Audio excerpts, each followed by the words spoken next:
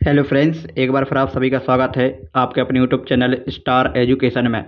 आज की वीडियो में हम क्लास 10th की मैथमेटिक्स के अर्धवार्षिक का पेपर देखने वाले हैं, जो कि आपका कल होने वाला है। तो वीडियो में आप शुरू से लेकर अंत तक बने रहें, क्योंकि इस वीडियो में आपके लिए सॉल्यूशन भी देखने को मिलने वाला है। तो आइए स्टार्ट करते हैं आज का हमारा वीडियो। तो सबसे पहले क्वेश्चन नंबर फर्स्ट में सही विकल्प पूछे गए हैं। लिखा है सही विकल्प चुनकर लिखिए। तो पहला है 12, 16 और 20 का HCF क्या होगा, यानी एक ऐसी संख्या जो 12, 16 और 20 को विभाजित कर दे, तो क्या हो जाएगी 4। इसका राइट आंसर हो जाएगा 4, ऑप्शन नंबर डी। अगला है रैखिक बहुपद की घात कितनी होती है, तो 1 होती है, ऑप्शन नंबर डी इसका राइट आंसर हो जाएगा। अगला है समीकरण निकाय A1x plus B1y plus C1 बराबर 0, A2x plus B2y plus C2 बराबर 0 के अद्वितीय हल की शर्त क्या होती है, तो ऑप्शन नंबर ए इसका राइट आंसर हो जाएगा। आगे देखते हैं, लिखा है कि द्विघात बहुपद ax square plus bx plus c बराबर 0, a बराबर नहीं है 0 में बराबर वास्तविक मूल होंगे, तो इसकी कंडीशन हो जाएगी बी स्क्वायर माइनस 4ac बराबर 0। इसके बाद अगला है AP -3 -1 बटे 2 और 2 का 11वां पद क्या होगा, तो 11वां पद कैसे निकालेंगे, तो इसका फॉर्मूला बनेगा a प्लस 10d।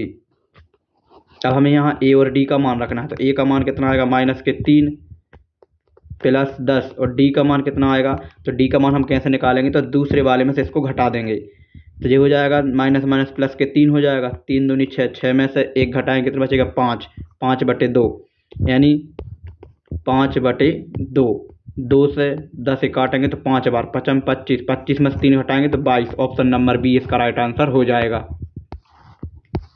अगला है बिंदु -7,7 और -2, -3 के बीच की दूरी कितनी होगी, तो हमें क्या करना है, दूसरे में से पहले घटा के वर्ग करना है और रूट में लेना है। तो 7 में किसी में से भी घटा सकते हैं, तो -2 में से -7 घटे तो माइनस माइनस प्लस हो जाए, तो 7 में से 2 जगह 5 जाएंगे, 5 का वर्ग हो जाएगा 25, और फिर इसके बाद -3 में से ये 7 घटेंगे तो माइनस के 7 हो जाए, तो माइनस के 10, 10 का वर्ग कितना हो जाएगा 100, तो 25 और 100 को जोड़ देंगे कितना हो जाएगा 125, वो भी रूट में। अब 125 का रूट निकालेंगे तो कितना हो जाएगा 5√5, 5√5, ऑप्शन नंबर ए इसका राइट आंसर हो जाएगा। आगे चलते हैं क्वेश्चन नंबर सेकंड में रिक्त स्थान दिए हैं।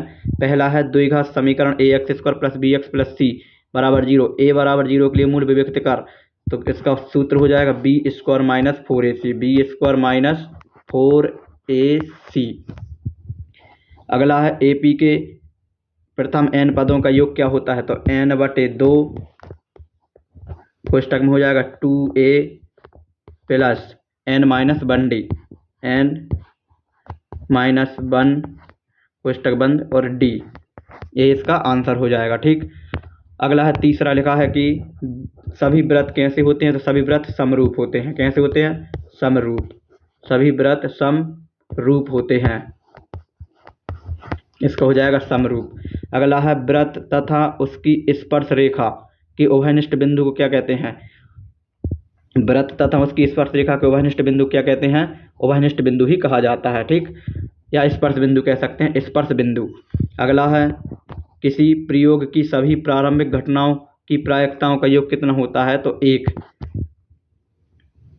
फिर इसका है अगला है वृत्त के किसी बिंदु पर स्पर्श रेखा स्पर्श बिंदु से जाने वाली त्रिज्या पर लंब होती है। कैसी होती है, लंब होती है।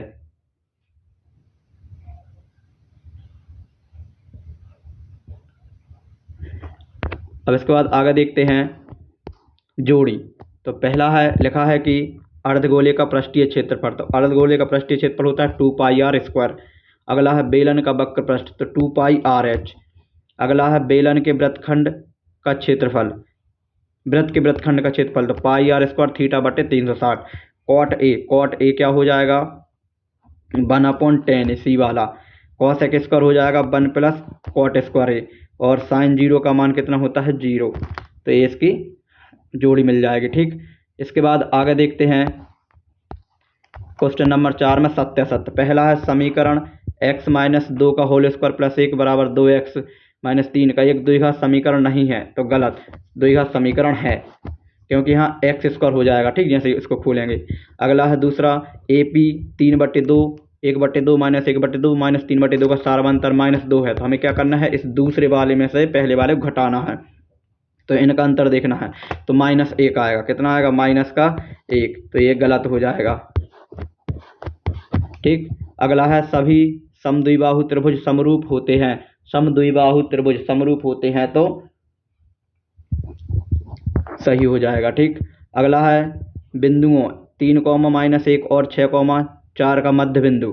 तो मध्य बिंदु कैसे निकालते हैं, जोड़ कर 2 का भाग देते हैं। 6 और 3 9, 9 में 2 का भाग देंगे तो यहाँ गलत लिखा हुआ है, तो ये गलत हो जाएगा। अगला है किसी घटना ई के लिए PE' बराबर 1 - PA सही है।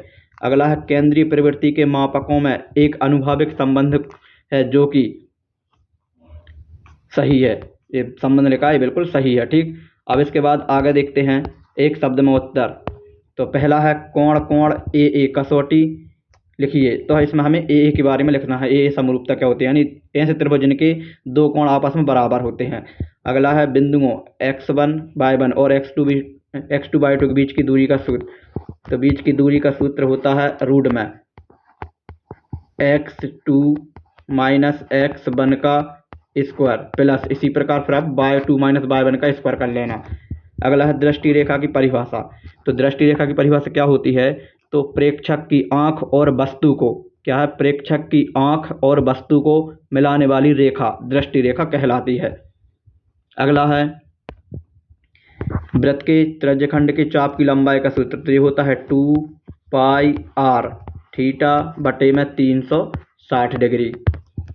अगला है एक वृत्त की कितनी स्पर्श रेखाएं हो सकती हैं, तो अनंत हो सकती हैं, ठीक। अगला है अवनमन कोण की परिभाषा।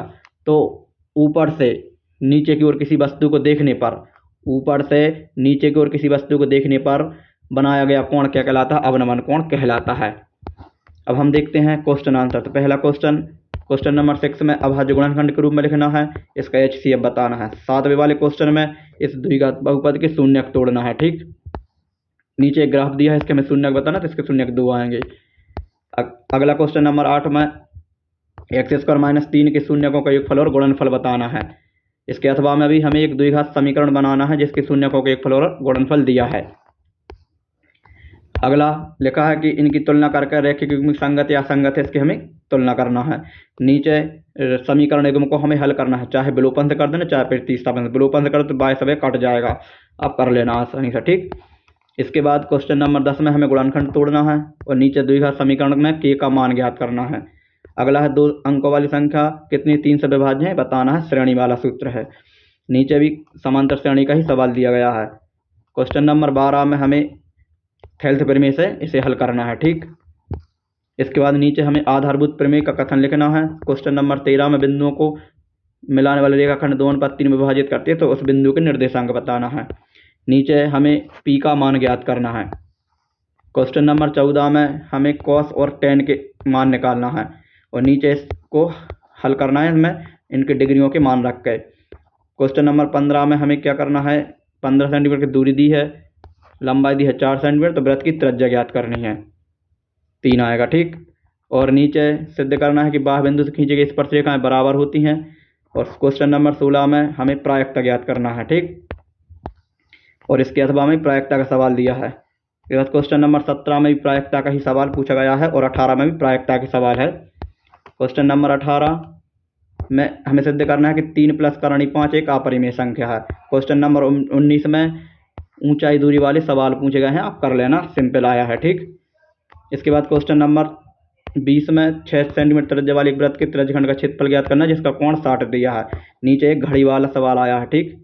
21 में 2 अंकों वाली संख्या वाला सवाल है, इसको आप आसानी से कर सकते हैं और नीचे भी आसान सा सवाल आया हुआ है।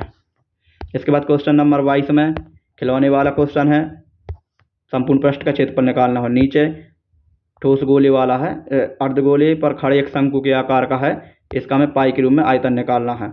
और क्वेश्चन नंबर 23 में हमें माध्य निकालना है, क्या निकालना है, माध्य। और उसके अथवा में भी हमें क्या निकालना है, इसका माध्य ही ज्ञात करना है, ठीक। तो ये आपका पेपर बहुलक ज्ञात करना है, समय माध्य नहीं नीचे लिखा बहुलक ज्ञात कीजिए, तो ये आपका पेपर कंप्लीट होता है। यदि वीडियो पसंद आया हो तो वीडियो को लाइक जरूर करें। इनमें से जो भी क्वेश्चन आपके पास नहीं है, जो क्वेश्चन में आपको प्रॉब्लम हो रही है, आप कमेंट करके बता देना, मैं उसका सलूशन आपको प्रोवाइड करा दूंगा। मिलेंगे नेक्स्ट वीडियो में, तब तक के लिए जय हिंद जय भारत।